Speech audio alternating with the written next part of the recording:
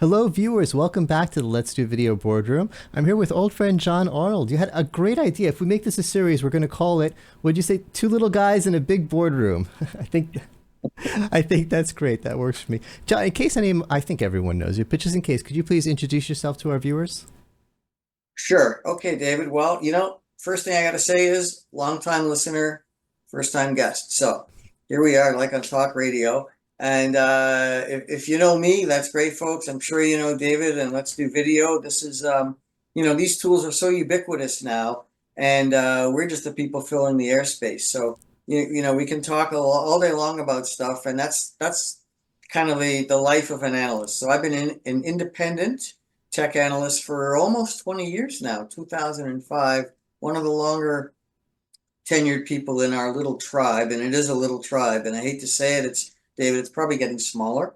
We're aging out, and we're not seeing a lot of younger analysts coming up who are independents. So once we go, folks, it's just going to be Gartner and Forrester and IDC and Frost, and you won't be able to talk to folks like us because there won't be any. So keep talking to us. This is why it's good to do these. So yeah, as an analyst, I focus mostly on collaboration, communications tech, and a lot of contact center, customer experience, and I filter all of that through the bigger picture themes of digital transformation, future of work, and of course AI. So we've all come a long way in a very short period of time to be coming kind of, I wouldn't say experts, but quasi experts on AI, and I'm sure you'll agree, David. Trying to keep up with this stuff is almost impossible for individuals like us. There's just so many threads, so many interlocking stories and technologies. It's you have to pick your spots, right? It's moving so fast. When I got into this industry, the big story would be 1 year. Oh, this is so boring, but videos available on H.264 instead of just SIP, and that would be all we talked about for a year, and we just spent a year figuring that Opus, out. Life was easy opus, back then. right? And now things are Well, happening so fast, especially with AI. I will mention there's one thing I need. I'm supposed to be the video expert, and I'm looking at my coloring here. I look a little, I don't know, a little brown, a little orange. You look natural. I've seen you in person. That's good coloring. AI needs, because I'm supposed to be the video expert, and I can never get this right. AI needs to figure out camera settings. That's one of the few things that AI is not doing for us yet, and I want it. okay, just keep shouting loud enough. I'll just echo what you said there, David. When I started as an analyst, it was with Frost and Sullivan. That's how I got into this industry, for those who don't know. And my initial area of coverage was VoIP, mostly infrastructure, all the hardware that went around it. Anyways, back then, you could just focus on VoIP and it was enough. Like you didn't have to know anything else. And now I still follow it, but it's a very small piece of a much bigger puzzle now. And there's so many more layers to it. So, David, yeah, our jobs may have started out much easier, or they sure look quaint compared to what we have to do today. So, it's always running. And by the way, this is what keeps analysts employed. Our job is to understand things, explain things, look at the bigger picture, because it never stops. We'll always have things to do. Yeah, Never gets bored. it's funny. Voice used to be big enough that it had its own show. It was called VoiceCon, and that's all you had to do was specialize in voice. And now that show turned into Enterprise Connect, which encompasses everything. The big picture keeps getting bigger and bigger and bigger. Yeah, yeah. It's just another application now. Yeah. So speaking of big picture, there's something I recently went to Infocom, and since I came back, I've done about 30 videos on it. I've been a guest on shows about it, so we're all talked out at Infocom. But you've been to an event recently that I wasn't. This is a great thing about having other friends that are analysts in the industry. I don't have to cover everything. I can have my friends on to help me out. I do a bad job of covering a company called Nice. They're doing a lot of stuff in the industry. I'm following them on social. I'm reading a lot of articles from my friends about Nice, and I just haven't done a good job myself. You recently went to a Nice event, so can you help bring me up to speed? Well, sure. Yeah, David and everyone out there watching us. I was going to say listening, but you're probably watching. Although you probably could have an audio edition of this too for the walkers and joggers and whatever. But anyway, so yeah, so Nice is a fascinating company. They've only been really on my radar the past maybe 5 years, but they've come a long way and are really, in the Gartner lexicon, they're an upper right quadrant player, and they have been for a long time.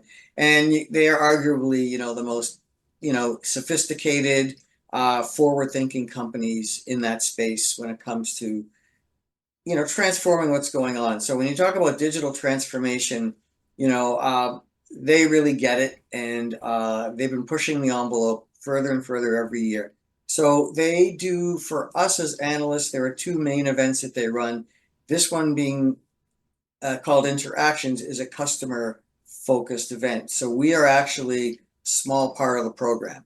They also run a dedicated analyst event, which is only us, and it's where we get our best learnings, because many of the vendors do analyst only events, which is really us with them, and we get the whole kind of roadmap and getting to know the people a lot better. It's great. But the customer events, the messaging, when you talk about video, David, the messaging is really, it's targeted at the customers and the partners and, of course, the prospects. So they are there to very much wave the flag and show the world all the great things that they've been doing. And, in every industry, David, there's always one company and often one executive who, the second they open their mouth or the second you run across them, these guys are pretty special. They know what they're doing, and they know how to communicate to an audience. And their CEO, Barak Elam, is one of those guys. He's just, I can think of a few others, but they're the kind of people who, when they start talking, you listen, and you're not getting a lot of corporate speak. And it's so great when you hear stuff that's not just about product, not just about the technology, but there's a bigger, there's a vision there, right? There's something more about, here's where the world is going, folks, and here's where we play in that world. And you as customers, you're going to have to go along for this ride. So how are you going to be ready for it? So as vendors go, first of all, they have a very good story to tell. So their AI capabilities are as advanced as anyone's, perhaps more than anyone. So they really get it, and they put the pieces together. But it's one thing to have it and the goods, but it's another thing to see how they communicate that, especially to a bigger audience. Like analysts, they don't have to do this. This is where they get to showcase the sexiest story they can put out there for you. So Barak has kind of perfected this kind of opportunity to take that keynote. And I wrote about it recently in No Jitter, just my thoughts on it.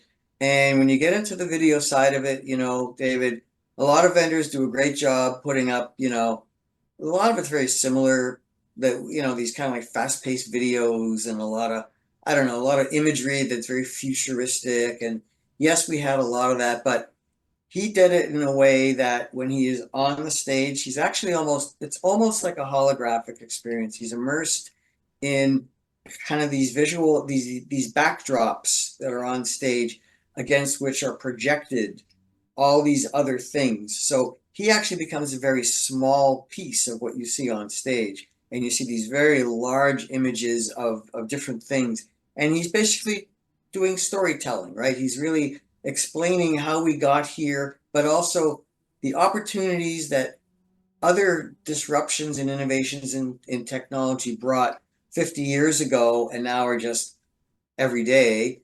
Well, he says, we're at one of those inflection points now. And, of course, you got to build up some drama around this. So he's just trying to show you that the inspiration that drives innovation and creativity and all this stuff, it doesn't come from nothing. It's something triggers it.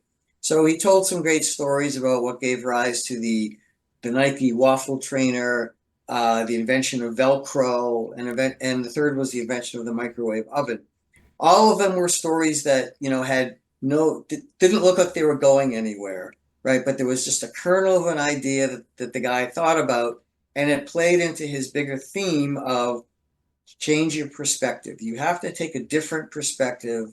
And in our world, is understanding what the customer is seeing. So what they're really trying to get to is, we talk about being in the contact center world, about being customer centric, right? And so this idea of customer experience is built around everything that we experience as consumers. And we say, why can't the contact center see what I'm seeing? Why can't they understand my situation and really give me what I need, not what they think I need?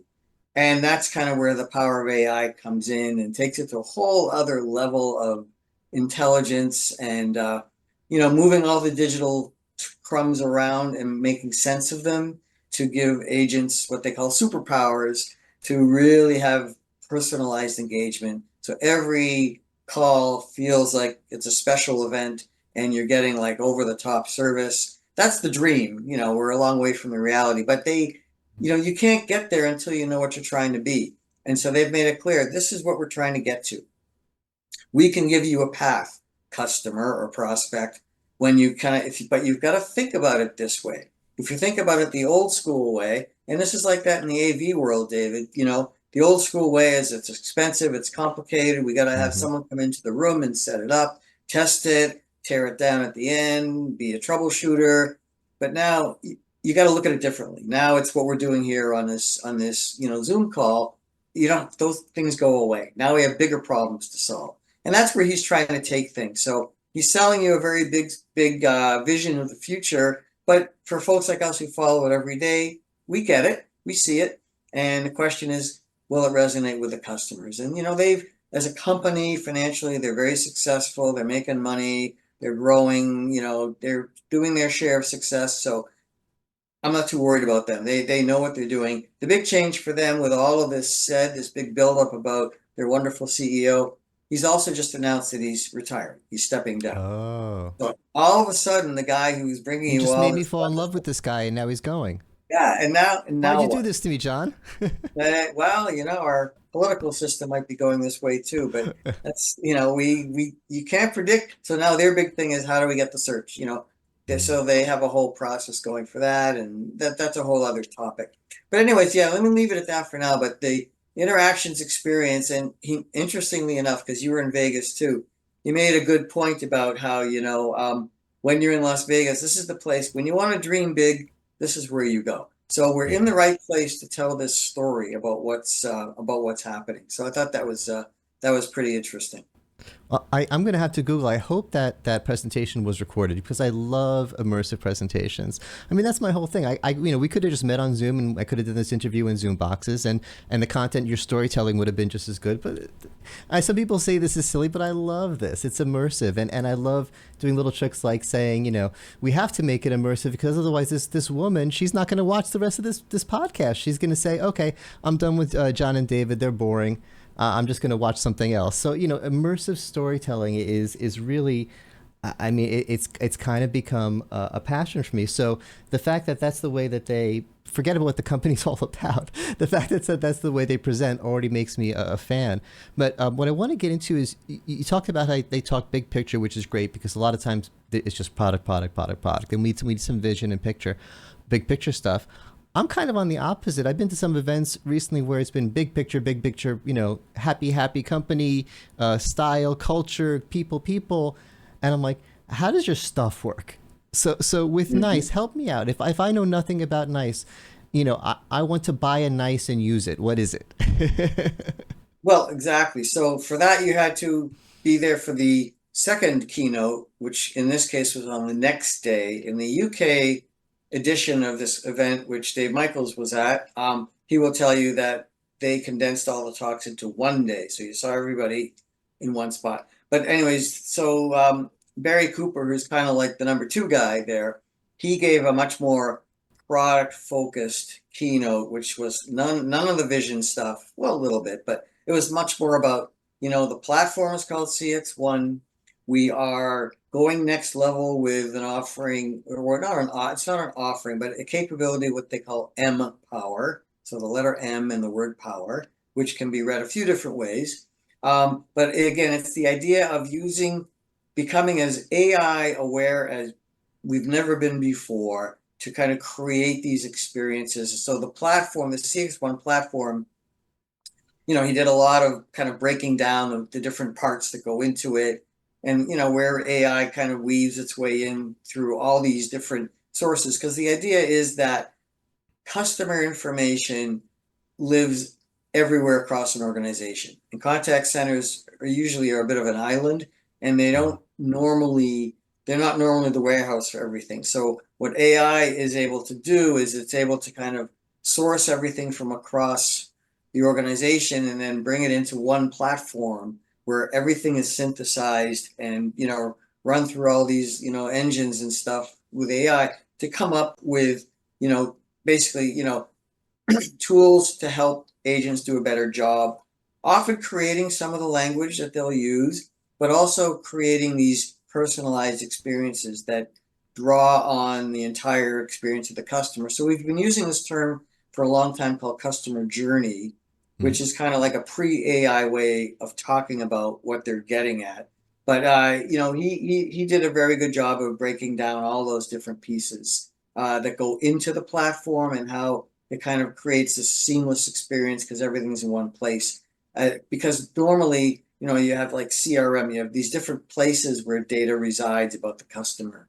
But all the vendors have this vision too, of course, David. They all want to sell you that I we was have going to the say. one-stop shop for everything, right? Zoom wants you to do everything in Zoom now. Teams wants you to do everything in Teams. WebEx, Ring, they all are going down, because they want it all. Same thing in our home. We used to talk about the triple play with TV, cable, right, and wireless and all that stuff. They want the bundle and they want to make you feel one vendor can do it all. And the reality is that's when you peel it away a bit is no one vendor has it all. They Yeah. can't. They just don't do that. So Not even they Microsoft. not even right. So they obviously it's the partnerships, the ecosystems that they bring into it.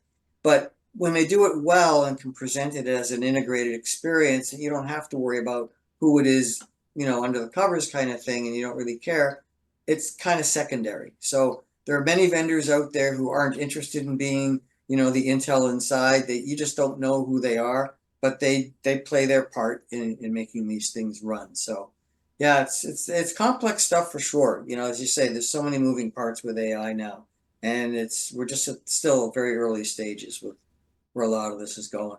Yeah. But as an AV guy, Dave, the visuals that they were up there were really impressive. And it's both like static stuff and obviously, moving pictures, as I'd like to say as a movie guy. But yeah, and it's just so perfectly rehearsed. Everything just flows just the way it's supposed to. So this just doesn't happen, right? There's an army of people Oh yeah. who make it work. And if he had done it at the Sphere, I'm sure it would have been 10 times even better if that's possible. Yeah. I'm one of the fans of the Sphere.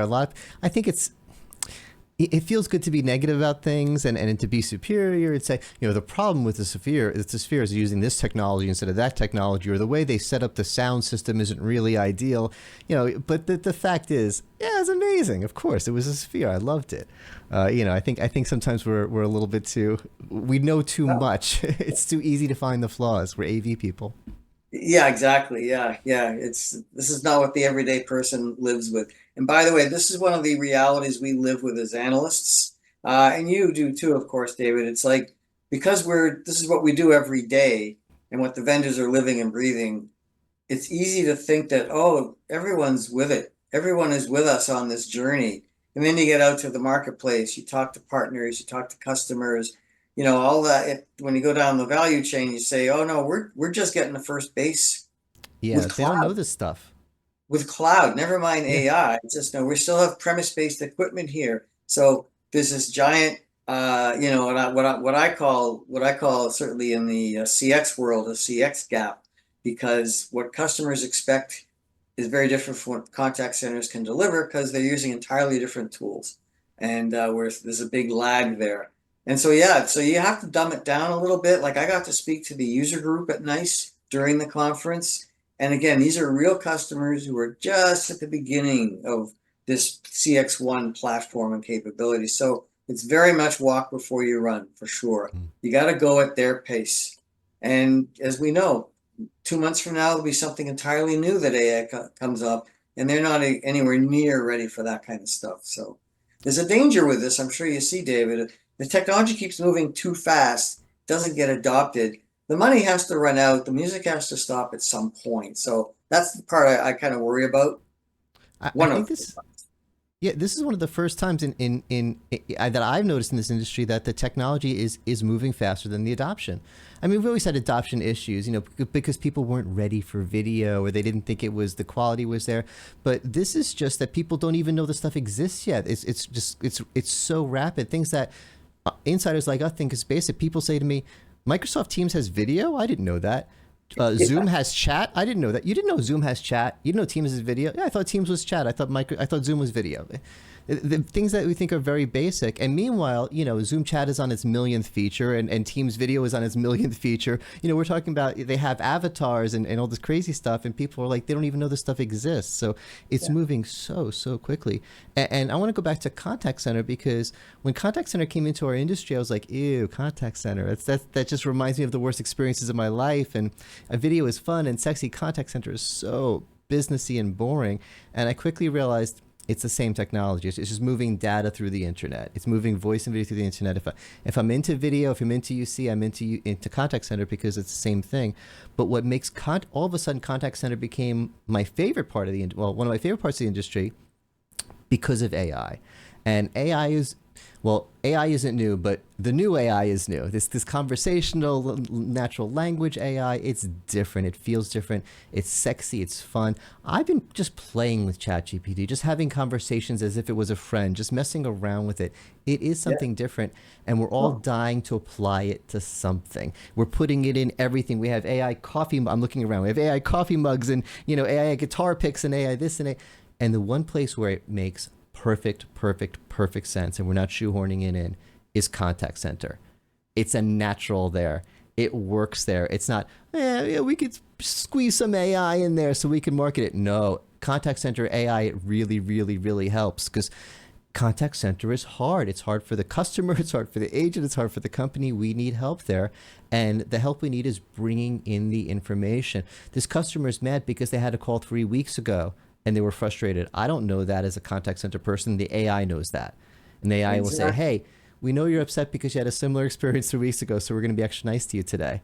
Those kind of things. Yeah. But my problem is I've seen so many mind-blowing demos. I'm still getting over WebEx one from a year ago, their contact center demo. So when you tell me that NICE has some things that really make it stand out with contact center with AI, I'm like, I believe there's amazing stuff, but to stand out, how do you stand out today? Well, it's hard. Yeah, it certainly isn't easy, but what we see at the analyst event, for example, is NICE is their R&D spend and their as a percentage of revenue and in gross numbers is really high. Mm. And I don't want to give the number. I'm not sure if it's public or not. It probably is. But anyways, I believe the companies that are strong on R&D win. Zoom is like that too, very R&D intensive because they're engineers. They get this stuff. So, whatever Cisco, Five9, whatever and they're all doing good things. They are. And and so I'm not saying that NICE has something that absolutely nobody else has. They've just taken it a little further, faster. Mm. But everything, like you say, why is this space interesting for AI? It's because, the contact center is by nature, it's a very data rich environment because Yes. you have conversations, you have texts, and then you have all the customer records. So as I come back to use cases, it's a data rich environment. So it's a great space for AI to come in and make sense of all that. You got to harness this stuff somehow, some way that's never been done before. But I got to tell you, for you as a video guy, David, it's got to be frustrating because still video has been getting very little adoption in the contact center. Oh, yeah. It's good for technical support, sure. And when you get into immersive examples where you got guys in the field who are showing you stuff, that's a natural for video. But as customers, we don't naturally, we're talking to strangers. There's so many little subtleties in there that make it a bad idea. I always come back to the example of several years ago when Amazon came out with this application called Mayday. Mayday, if you remember it, right? And it was one-way video though. They couldn't see you. You only saw them because it's a privacy thing. Mhm. But it was a great example of, okay, this is going to be a video-led experience because it was developed specifically for Kindle, which is a very visual kind of product. So it made sense. But still, I've talked all the vendors I talk to, they say they're still seeing very limited demand use case from customers for video. But I do think that will eventually change. I don't know, just things will get more sophisticated and the digital generation gets more comfortable with it. It'll be a natural thing to do. Yeah, So I we'll thought that see. would change after the pandemic because we, in general, became so much more comfortable with video, video everything, video doctor visits, video everything. So yeah, why not video contact center? But I get it. As much of a video person as I am, by the time that I'm at the point where I'm reaching out to the contact center, I'm already mad. I'm already not at my best. I don't know if I want to be on video. I'm grumpy. I'm hitting the audio. As much of a video person, I don't know if I'm ready to hit that video button, but I do see a need for it because there are times, especially when it's going long, and I don't think that I want to see this person's face. And I hate it because I like to think of video as a positive thing. You know, oh, this Mhm. person's helpful for me. I want to see their face so I can smile at them. No, that's not it. That's not it. I don't think this person's helping them. I want them to look me in the eye and say, no, we can't reverse that fake charge on your account that we shouldn't have put there. Really? I want to see you look me in the face and do that. Mhm. Oh, I almost feel like video in the contact center is like a negative thing, as much as a Well, video guy that as I am. well, the supervisors don't like it because they need their agents handling three calls at once on chat. So you Yeah. don't want to see that. I've only got 3% of your attention. Well, you're getting 100% of mine. So I'm going to give it to you, and you're going to see what a mad customer really looks like. Yeah. Yeah. When the agent says, "Oh, hold on, I need to check on that," they take a minute and they answer two other calls, and then they come back to you. And if we're on video, I'm going to see them doing that. So yeah, I don't think it's, they can't get away with that. And I think people are still, well, not people, but companies are still thinking of Mayday. You say, "Hey, should we spend a lot of money to add video to our contact center?" They say, "Amazon tried that and it failed. People don't like video on contact center." So it's a cultural thing. It's a perception thing. I think that's going to be the last place we get video is going to be contact center, which is a shame because there are really good uses for it. yeah, yeah. I think in time we'll get there. There's so many, there are bigger problems to solve right now. And frankly, of course, the driver for AI ultimately for these guys is still automation. What they're really trying to do is have you deal with a bot, right? Have automated self-service, not dealing with an agent, in which case you don't need video. Although we haven't crossed that frontier yet, though, David. Do I want to look at a bot? Do I want to look at an avatar? I don't know. Maybe some people will. And eventually, this won't be too far down the road, folks. Eventually, we're going to have personal bots too. So Yeah. I'm not even going to call the contact center. My bot's going to call your bot and they'll work it out and then they'll get back to me. Let that bot sit on hold for 2 hours and when they're ready, they will deal with it. And, so that time is coming too. Yeah, one of the first applications of ChatGPT that I saw, someone programmed ChatGPT to call up all of his subscriptions and negotiate them down. You know, called up his cable company, negotiated his cable bill down, called up his I mean, all called, and something that he could have done himself. But who wants to sit on the phone with those people all day? Those people, sorry, contact center agents, Yeah. you're good people. Contact center is an issue. Even me, I'm like biased against contact center people because I've had bad experiences. Hopefully, the AI will fix that, and I'll stop being mean to these nice people.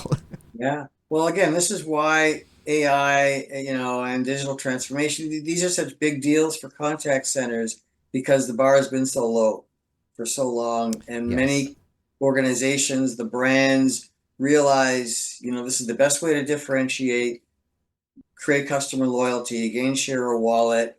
This is where it happens. People aren't going into stores anymore. The whole experience is becoming much more virtual. And so this is almost like your last frontier. And they call a contact center now the front door of the business. This is where customers interact with the brand. Yeah. So you got to be ready and you don't have a long time to make a good first impression on a new customer. This is where you do it. So the stakes are, this is what I talk about in all my stuff. Stakes are just way higher now. There's so much competition. You name a product. If a customer ain't happy, they don't have to go far to Oh, get someone else. So if you mess up, it's going to cost. So when those top line issues reach the boardroom, they realize, okay, this contact center place of ours, we got to redo this. That's the kind of vision that Barack talks about it. Nice. Again, change your perspective. Customers are just not interchangeable widgets. Everyone has value. Everyone has an impact on your brand. And when you think about it in those terms, you say every customer interaction is important. When you think like that, AI is like, that's, you can't get there fast enough because that's the only way to do it. And what you just said, the importance of it, I think that's why the competition is so hot in the industry, because it is so important to the companies using these contact center solutions. I've looked at these solutions and I'm like, I don't see what the big deal is. They're not, it's not rocket science. It's an application that is an agent. You log in and it says, here's your next call, and you click it. And then the person comes to you and you say, hey, I'm an agent at this company. Can I help you? And then when the call's done, you click a button. It says how you resolved it. It's not the most complicated software you've ever used in your life. It's not such a big deal, but everyone, there's the market is so crowded. When Zoom didn't buy Five9, they just made their own. They told their engineers just make one, and they did, and they got enough features in it within a couple of years that it's competitive. So everyone has a contact center. A lot of them are good. How could this market be so hot? Is it Big me? problem to solve. Every business needs to do a better job with it. Like you can't ignore customers anymore. I can't think of any like super regulated, mature industries where they don't need a contact center, right? Because we just don't care. You remember the old Lily Tomlin thing, we're the phone company, we don't care Yes. because we don't have to.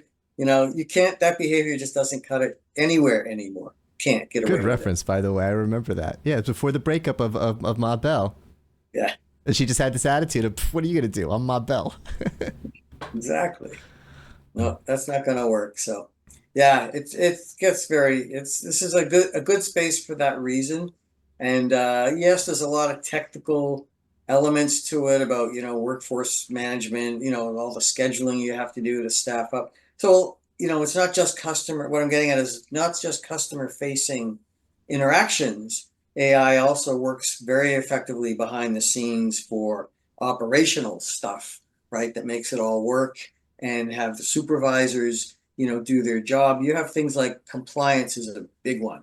Okay, finance, health, government services, right?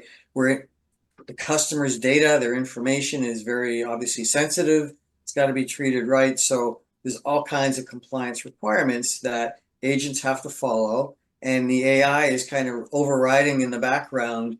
It will pick up if they're missing something, or if an agent all of a sudden has done something that is out of bounds, and will alert the agent, said, "Oh, you shouldn't have said that," or here's what you do to address this problem, because we have to be compliant.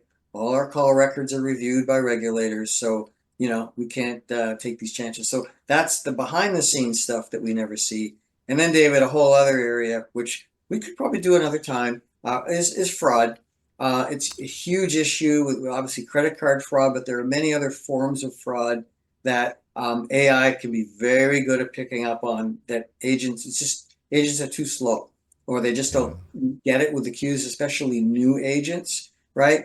And that takes you another step to the right in the AV world and the video world and the AI world of when you get into fraud, you get into things like deep fakes. And the new terms are like voice cloning, video cloning, right?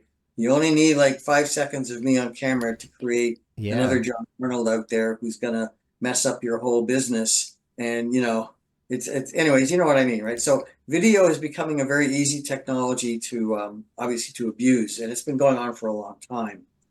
And you got to be very mindful of that. So if you get into like video-based customer service, you got to make damn sure it's the real person, not a fake who's there planted by your competitor to drive your customers away, because that is a very easy thing to do if you're not careful. Yeah, and the only way to detect it will be AI, because the fakes are starting getting so good that we won't be able to tell the Exactly. difference. Every step that the vendors take to add all these layers of detection and whatever, the bad guys are still half a step ahead, and that's all they need. And that's a whole other world unto itself that the video space is really, really front and center for. The voice stuff too, absolutely. But Yeah, video is like, you figure it's authentic. I'm looking at you. It's you. So not necessarily. I'll leave you with one URL, everybody, to check out. It's called thispersondoesnotexist.com. Ooh, I already don't like it. All right, and you won't, because every time you click on the link to go to the website, a different face comes up, and it's Oh, and infinite. they're all And fake. they're all AI generated.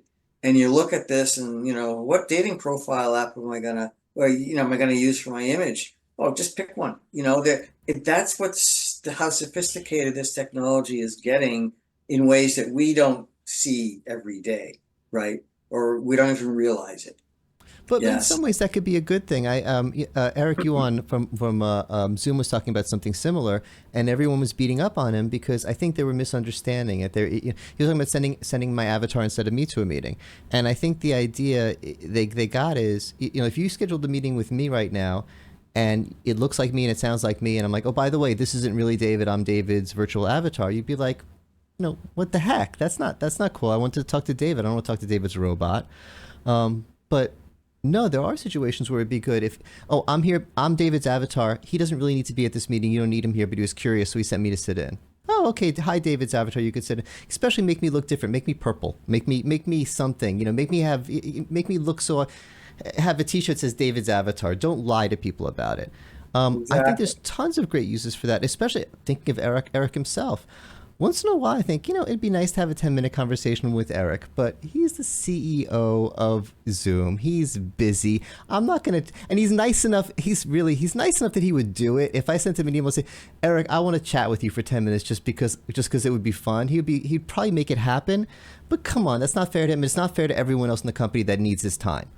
But Hmm. if I could schedule 10 minutes with Eric's avatar, that knows what Eric knows and could say, oh yeah, we have information that I'm able to share you, and maybe at the end of it could say, Eric's very busy, me as Eric's avatar, but I'm going to share with him this one thing you said because I know that he would actually want to know that. It would be like talking to his butler, talking to his personal assistant, his really good Yeah. personal assistant. Yeah. I love that. Give me Eric avatar all day long. That sounds great. Now But we're he on to got beat up something. for that. He got beat up for that. People were not happy with the. I really think they misunderstood. But that's just me. All right. You could be on a mission with this. I think you could. Yeah, yeah. Hey, we talk about we're both musicians, and sometimes it's hard to find a band. So, and you play multiple instruments, so you could play keyboards, and virtual you could play guitar, and another virtual you could play drums. Well, you could, because, well, again, like speech and video for that matter, because it gets to know your physical movements, so it can mimic you, the way your mouth moves, right? All that, your body language. It can pick that up really accurately. Music is no different. If you have enough music recorded that can be digitized and picked up, you can do in your style, right? It's just like the writing that we do, that ChatGPT unfortunately is going to put folks like us out of work, because anyone could just come up with an article in my style or any other analyst style, because enough stuff is out there to mine and graft onto. And yeah, so music is no different, because don't want to be a spoiler alert for non-musicians out there, but folks, music it's math. It's I was about to just say math it's math. with a little bit of soul, right? Yeah, And so it's most of it can be very easily captured and duplicated and basically manipulated.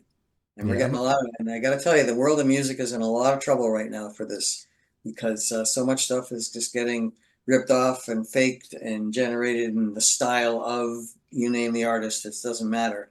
So yeah, hold on to your vinyl. That's all I can say. Yeah, we That's the always have real our thing. favorite musicians, but I feel like the background music, elevator music, and that kind of stuff. They used to hire musicians for that. Not anymore. It's all going to be No, AI, all yeah, AI. yeah. And it's gonna So get worse. yeah. Oh no, let's end on a positive note. Come on, let's think of something positive Yeah. to end this conversation on. You're making me sad. Well, I just, you take it for what it is, right? You say sometimes they might just come up with something really good and quirky, but then the question is, if it really does, who gets the rights? Who gets the royalties? Yeah. Is it the programmer? I don't know. I don't Actually, know. I got something to end on positive. Let's go back to contact center. One thing I want to see fixed in contact center, and when I've been learning about contact center, I saw one of these solutions, and they were showing the decision tree, the customer journey that goes on when you call up, and it really made sense the way they built it because it was the most common thing. If you have the question that everyone has about our main product, click one. If you have a question about our second product, click 2. If you have the issue that everyone has where you have to reset it and click the button, press 3. And I'm thinking, when I call a contact center, it's not because I have the obvious question. I always have the weird thing that never happened to anyone else. And I had to go so far down the tree. When I have the problem, I have to spend a half an hour saying, no, I don't have the common problem. No, I don't need the easy answer. No, no, no. And by the time I get to, oh, there's something really, really wrong here, you do need help, I'm already mad. And I think AI will root around that old decision call tree. Yes, and watching your hand movements there, David, you're dating yourself just like me, because we automatically think of, oh, if I need self-service, I'm thinking of that touch tone pad on my phone where I'm using a finger to press it. And if you're a 20-something right now out there, I hope there's lots of you listening, because you should be, you have no idea what the hell we're talking about. But that's how hardwired and telephony centric the whole experience has long been. And that's one of the big changes that we're, that world, which is for the better, is migrating past being just about the phone and to more of this, multi-channel, digital channels, social media, anyone on, TikTok, WhatsApp, Insta, whatever, they're not punching any keypads on a phone to do any of what they're doing. They have no idea what you're talking about. And for them, that's how they're going to interact, right, with a contact center. They're not picking up a phone, right? They have their channels, and that's where the contact centers, will be successful when they are able to adapt. And that's the direction they've been going in now, to have that channel, not just multi-channel, but digital channel support. Because you got to meet customers where they are. That's the bottom line. So to me, that's the positive message, is if you're ready to do that, then these technologies make a lot of sense. Because you got to get away from this model that customer service is about the phone. Voice is still the most important medium for communicating with customers, absolutely. But you can't handle every call that way. You'll go broke. Just can't do it. Not enough agents out there. So you got to have other tools. You got to have other approaches.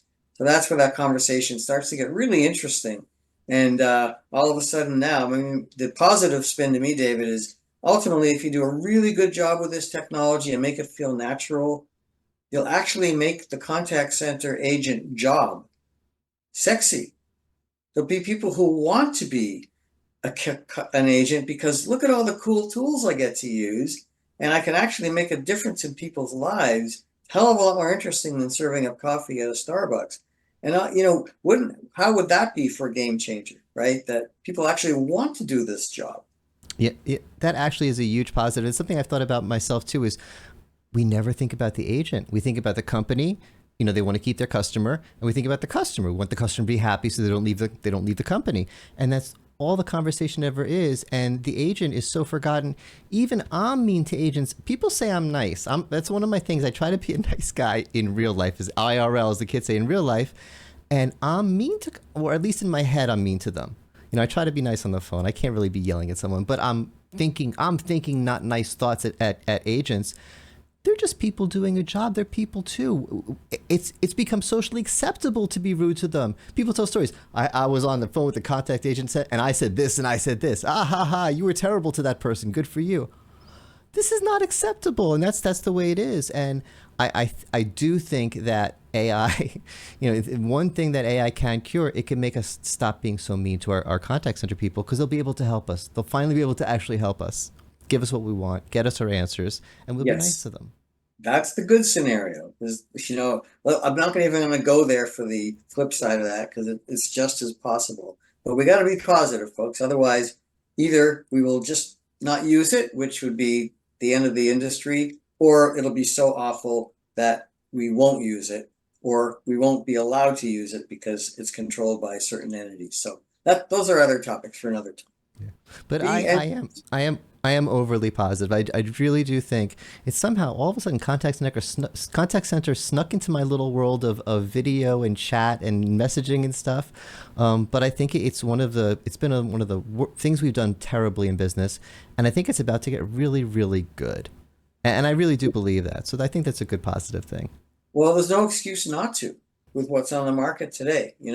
Nice is a great example, but they're far from the only game in town. There's many other vendors, and you've mentioned them already, that are doing just as good stuff, and Really they're good all jobs. there for the same purpose: make customer experience better. And every business understands that. And every consumer, we're all consumers. We all want it too. And I don't think anyone's out there saying, I just had the best experience ever. My calls are always really good. No, so the bar is so low. There's just so much upside for this. That's why they're all rushing into it. And so, give it some time, but the results will come, and we'll all be happier for it. Yeah, and things are changing. And I was hesitant to switch from the phone to chat customer service because those little chat buttons at the bottom left of the website, I don't trust that. Come on, that's not really someone's going to help me. But I had a customer service issue yesterday, and I did both at the same time. I got someone on the phone while I was in with the chat trying to get them to help me, and the chat got there faster. So I'm converted now. Now I'm more Mhm. open to chat customer service. I think it's ready for prime time. I thought it was a gimmick for a while, but yeah, it's good. We're ready to go. All right.